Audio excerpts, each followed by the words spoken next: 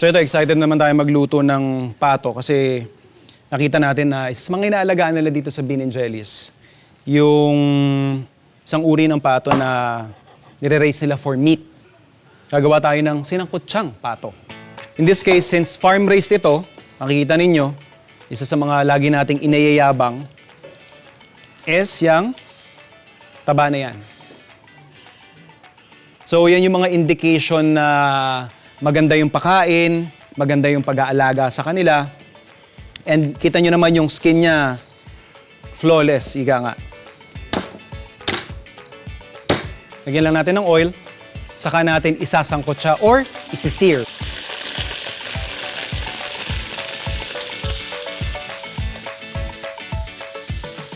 So habang binabrown natin yung ating duck meat, punta naman tayo dun sa ating aromatics. We have our ginger. Next up, yung ating tanglad.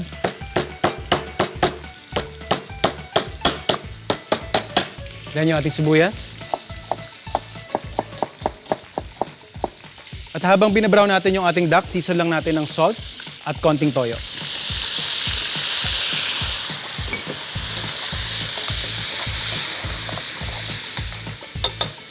Up next, yung ating garlic. Next up, yung ating aromatics.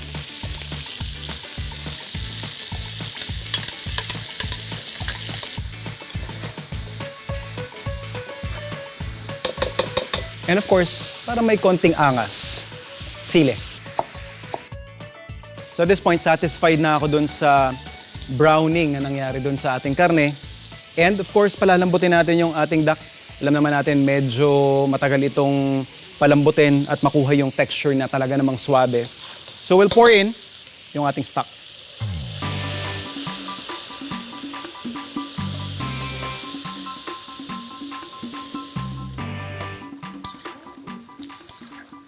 Okay na yung ating mga elemento ng ating sinangkutsang pato. Isi-simmer lang natin ito hanggang definitely malambot na yung karne and mag-reduce ito to the point na maluluto siya ulit dun sa sarili niyang mantika. And then after that, pwede na mag-serve.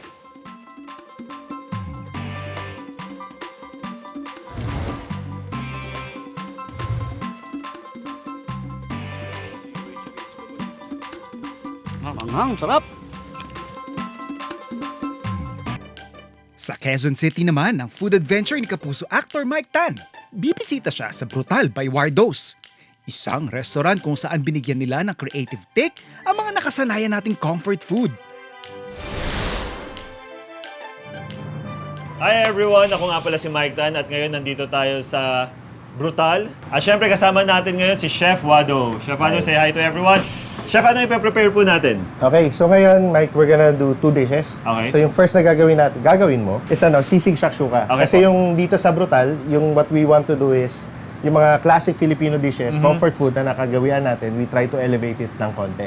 So basically, it's seasoned tomatoes and eggs. Tomatoes and eggs lang siya. Correct. Ano, season lang natin ng oil. Oil? Okay. So saute tayo ngayon ng onion and chili. Okay. May time pa to, Chef? O sabay-sabay na? Sige, medyo i-caramelize muna ng konti. Okay. One of the reasons why naglalagay din ako ng twist or parang binabalik ko yung mga dishes, yung fear ko lagi kapag sinabi na, mas masarap yung sisig ni ganyan, ayoko na compare ng sisig to sisig. So, Yeah. nilalagay ko siya ng something extra para hindi siya comparable. Yeah, Basta ang tama, importante tama. lang naman at the end of the day, masarap. Masarap ba o hindi? Yun Oo. lang. So, ito na yung shakshuka component natin. So, pabanguhin lang natin siya. So, you can smell the spices. Yes. Yung shakshuka kasi meron siyang yung mga iba-ibang herbs. So, spread out lang natin siya evenly, then lagay natin yung egg whites. So, we'll just Okay. cook the egg whites para hindi basa yung shakshuka natin. While mixing it, Hindi na. So, hindi na, papabayaan ko na. Okay. so, lagay na natin yung egg yolk sa gitna. Yan. So, yan. Huwag na natin siyang basagin Okay. para part siya nung natin, presentation. So, we let the simmer Very lang din ng shakshuka. konti, Okay, maluto. Then, itatap na natin yung, meron tayong fried tofu, and then meron tayong fried pork mask. So, Yes. yung sisig natin, seasoned na rin siya. Tapos yung, di ba, yung sisig, may atay, may So, Yes. nilagay na namin siya dun sa mayonnaise niya. Daling na natin dun sa plating, di pa tayo. So, we're just gonna garnish it with, parsley, tapos lalagyan lang natin ng sisig mayo. This has yung liver, seasoning, syempre, di ba, yun yung papabango ng natin. Ng sisig natin. Yes. Okay. Perfect. So, yun na. That's it. So, yung sisig shakshuka namin, we serve it with fried pita bread saka lemon. So, Pang-ano mo. Oo. Very shakshuka style. shakshuka style talaga. Wow! Tapos may sisig sa ibabaw. Pwede ko na bang tikman, Chef? Yes. Chef, ang alam ko sa shakshuka, diet food siya eh. Mm. Dito, hindi Pero- pwede. Wala. Bawal Dito, diet sa bawal. brutal. Ang sarap. So, ngayon naman tayo, yung one of our best sellers is the butter miso scallops. Olive oil muna tayo. Olive oil, dash lang. Too Sige. much? Perfect yan. Oh. Okay. Sunod na natin. Garlic. Sanay ka na talaga magluto, ah. Oo. Ayoko masunog eh. Yan, sa scallops saka miso. So yung miso kasi, favorite ko siya kasi you get that nice umami, you get salty. So parang hindi mo na kailangan i-season mabuti kasi yun na yun eh. Saan ba manggagaling ang sauce natin? Sa oil or sa... Sa cream. Sa cream. So cream-based yung ano natin. Kuha lang tayo ng pasta water. Basta what? Ah, okay. So parang carbonara to, classic carbonara. Medyo ganun yung direction. Ganong karami? Yan, enough na Little yan. bit. Yan. Oh, Chef, first time ko to, hindi ko alam yung ginagawa ko. parang hindi yun naman first time yung nagawa. So ngayon, we're just gonna splash it with white wine. Konti. Okay. So para ano na. Yan. Tapos i-reduce na natin siya. Sige. More? Yeah, hindi, okay na yan. So Okay na. i-reduce na natin. Okay. Then finally, we can add our cream. Okay. Ganun lang siya kabilis. So, we're just gonna drop our pasta sa water. Blanch Okay. na natin konti. So it's already pre-cooked para mas mabilis yung service natin. Thank you, Chef. Okay, then toss na lang natin. Yun, oh. Yan. So siguro mga 30 seconds, reduce lang natin yung sauce content, Okay. then pwede na tayo mag-plating. Chef Mike. Siguro pag wala kang taping, dapat dito ka Dito pala. na ako ano? mag-OJT. Oo. OJT na lang kulang ko OJT. eh. Oo. Ah, nag-aaral ka talaga? Nag-aaral talaga ako. OJT na lang ang kulang. Nice.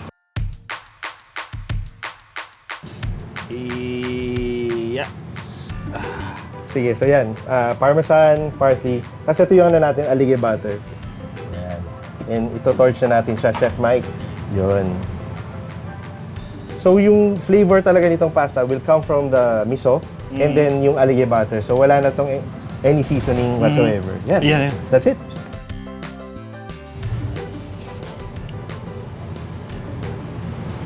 Na-enjoy ko siya kasi hindi ganun katapang yung seafood taste niya. Right. Raw, aesthetic, bold flavors. Ito raw ang inspirasyon ni Chef Wado nang ipinatayo ang Brutal. Isang dining place na nagpapatuloy sa legacy ng kanyang ina na dati ring may restaurant dito mismo sa kinatatayuan ng kanyang newest food venture.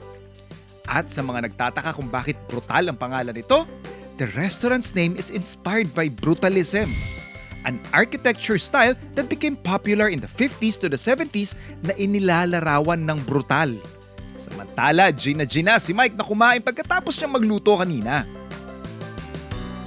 So we call this the Caesar salad. Caesar salad, hindi Caesar ha? Hindi yan typo. Oo. So this is our local interpretation of a proper Caesar salad. So Okay. instead of using anchovies, tinapa yung ginamit namin. Tinapa. So we think also na yung smokiness ng tinapa will really add a bolder flavor dun sa Caesar salad. And then instead of lemon, calamansi, then pandesal croutons yung ginamit namin sa yung sa ibabaw. Oh, yeah. Hindi ko na-imagine na pwede yung tinapa. Di ba? Ito naman, we call this the Lukban Calyos. So ako kasi I'm from Quezon, yung family namin from Lucena, Quezon. And ako every time I come up with something, meron akong concept, may restaurant na bubuksan, gusto ko may personality ko doon sa dish. So this is paying homage to where I'm from. So instead of chorizo for the Calyos, longganisang lukban yung ginamit ko. So it's more garlicky. Yeah. So pagpahiyas kasi meron mga nakasabit sa bahay na keeping.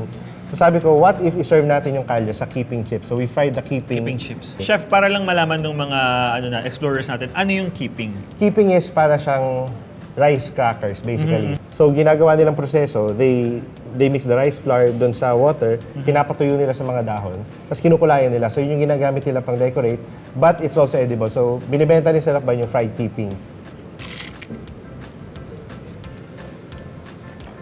May pagka-Mexican yung lasa niya. We call this the kansi nigang. It's two different concepts daw, di ba? So, kami naman, fusion siya kasi when I went to Davao, nakatikim ako ng pinakamasarap na kansi. So, ang pampaasim ng kansi is batuan. Yes, So, batuan. it's a batuan fruit. So, nung ginagawa namin, sabi ko, gusto ko ng kansi sa brutal. Pero while we were creating it, napalambot namin yung beef ng sobra. To the point na pati yung batuan, wala nang natira.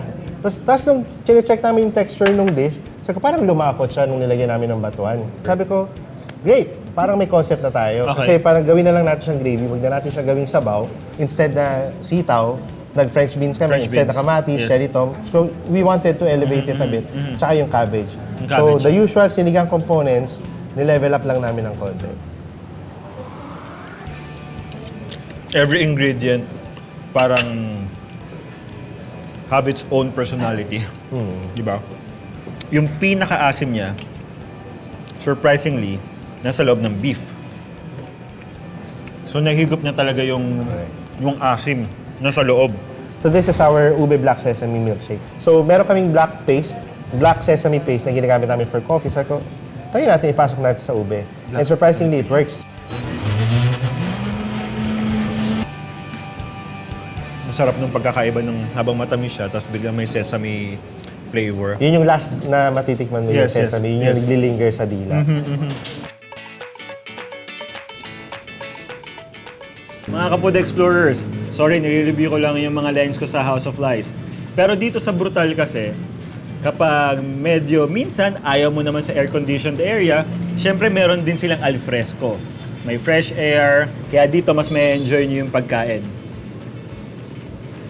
Oo nga pala, since nasabi ko ang House of Lies, salamat po sa lahat ng nanonood ng House of Lies. Ulitin ko lang po, Lunes hanggang Biyernes po yan, 3:20 ng hapon.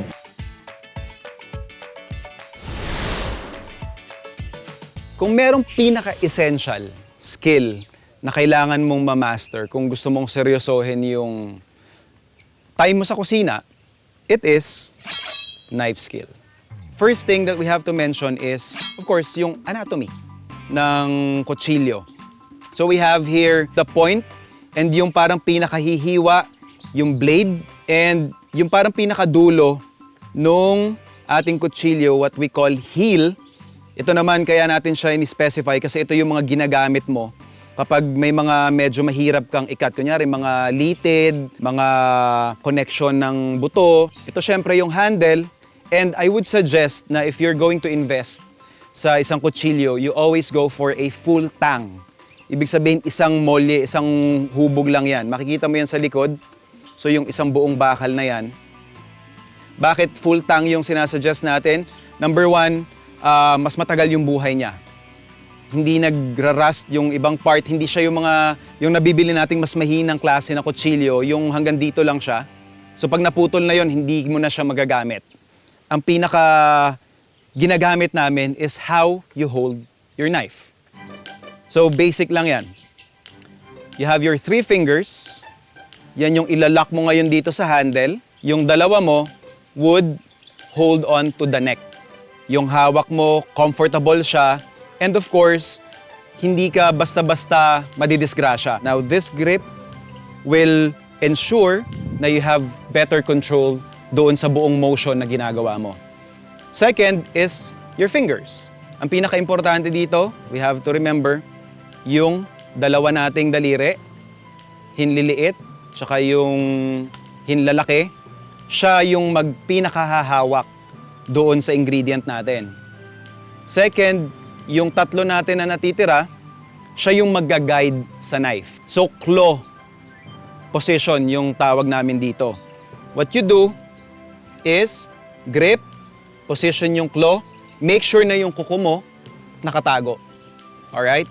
And pay attention to this part, yung parang dulong part ng knuckle natin. It pays kasi when you pay attention dun sa tamang foundations. So atras ka na lang habang tinatapos mo yung pine-prepare mo.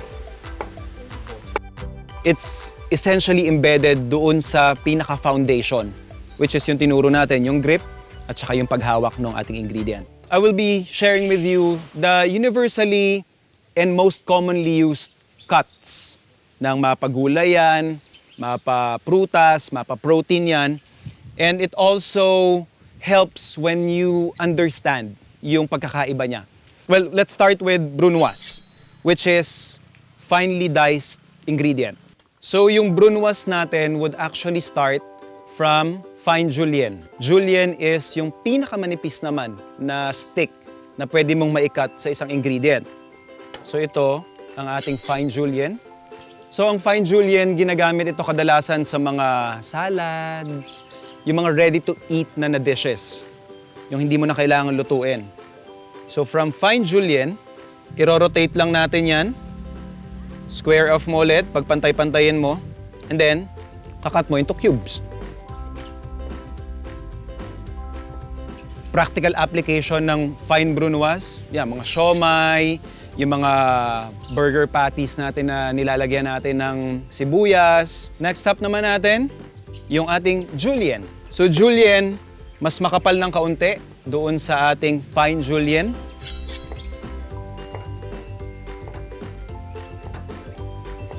So ito yung tinatawag nating matchsticks. And then we will cut it into dice, considerably bigger than brunoise.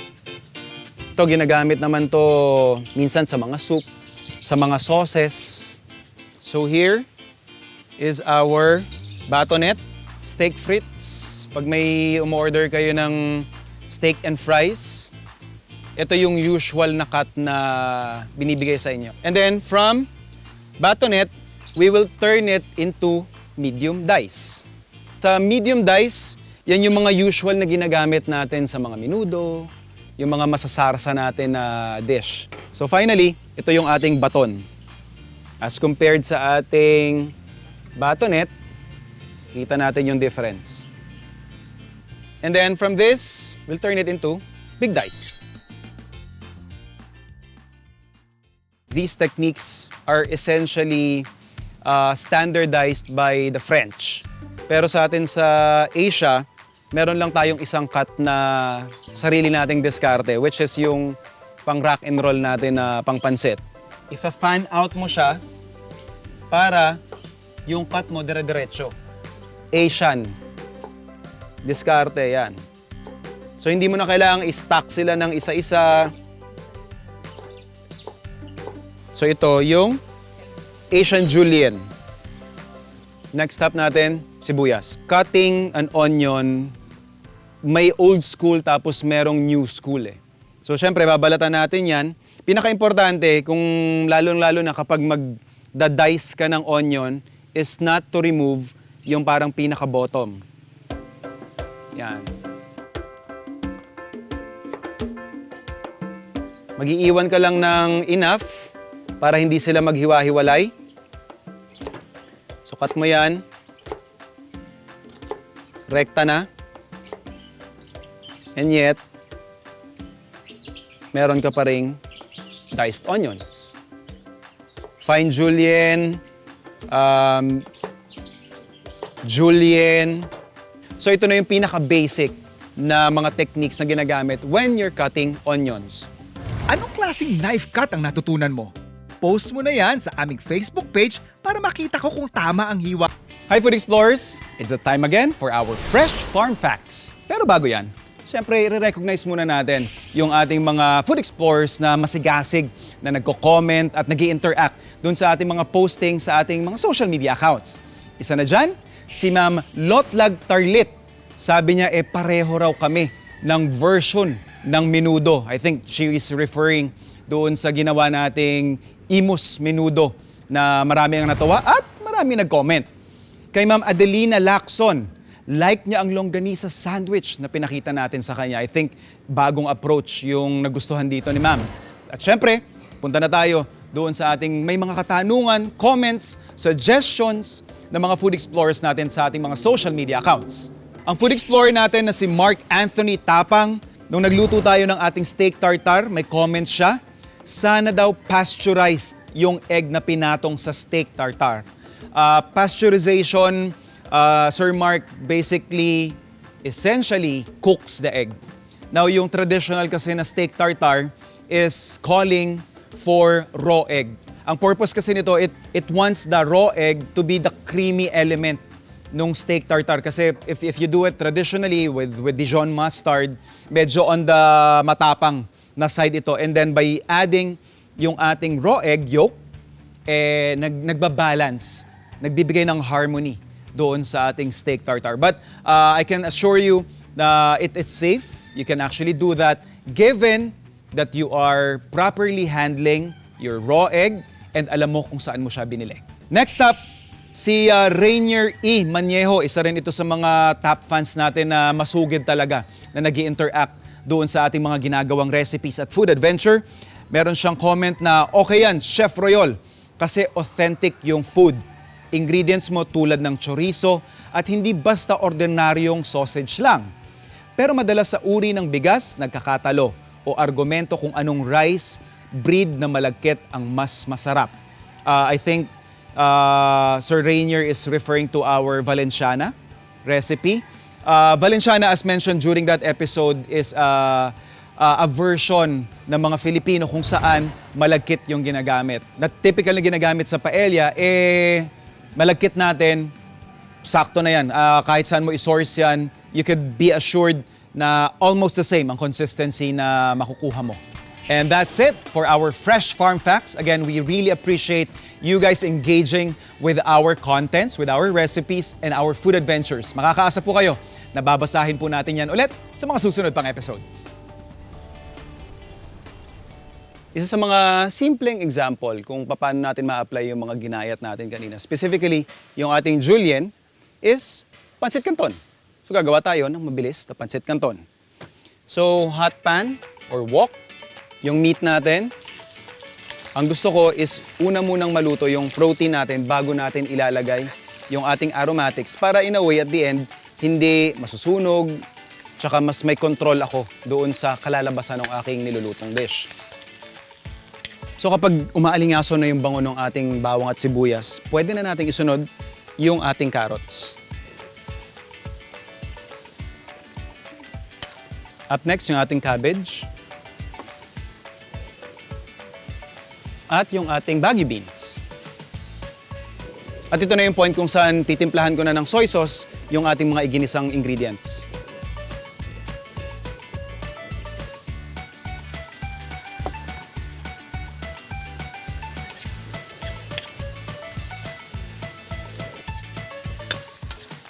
And ito lang din yung tip ko sa inyo, especially kapag malakihang batch ng pansit yung gagawin nyo, hinihiwalay ko sa parang pinaka-garnish at saka yung main natin, which is yung noodles, in this case yung canton, para pag malakihan man yan or gantong maliit, mamimaintain natin yung crispness ng ating mga gulay. Using the same pan, lagay lang tayo ng tubig.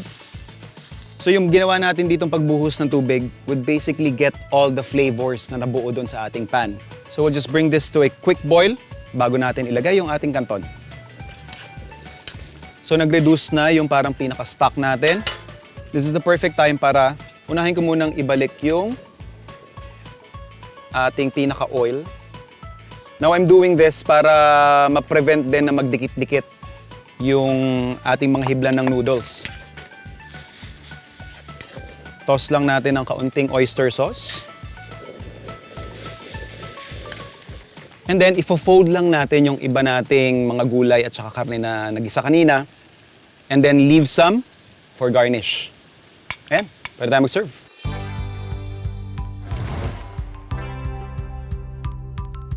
Titikim lang kayo, please. On the spot cooking, tikman po ninyo ang ating pancit canton. Gulay, sir. Anong gusto mo dun sa gulay? Crunchy. Crunchy. Crunchy.